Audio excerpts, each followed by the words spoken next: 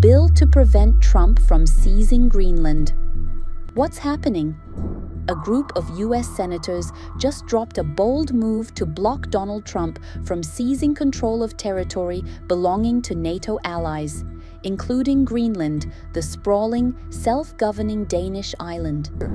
No, it's a false premise. If there's a concern about the national security and the security of the Arctic region, that can be dealt with under the current arrangement. We don't need to own the real estate. We have bases all over the world, and we don't have to take over a foreign country in order to have a substantial military presence, for example.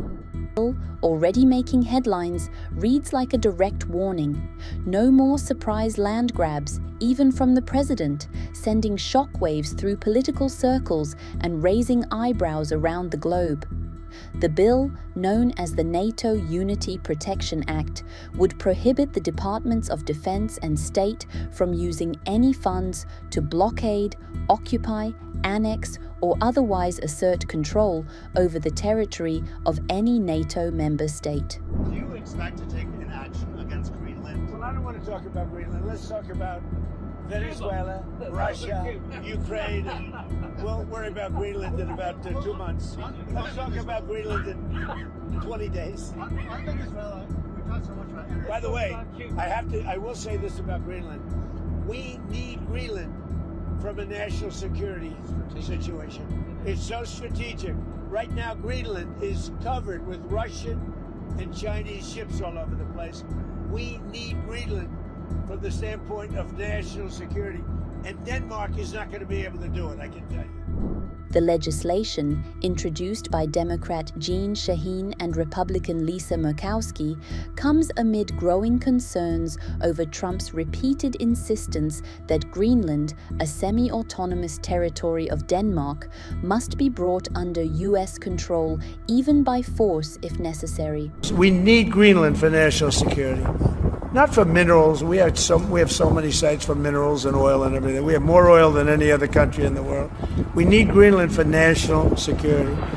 And if you take a look at Greenland, you look up and down the coast, you have Russian and Chinese ships all over the place.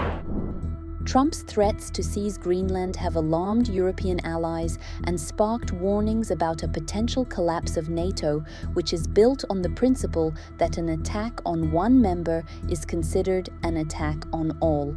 Trump, who argues that securing the vast Arctic region is essential for US national security, has downplayed concerns about destabilizing the alliance, despite its role as a cornerstone of Western security since World War II. This is not the time for internal discussions and division. This is the time to stand together and build on the community we know and we want.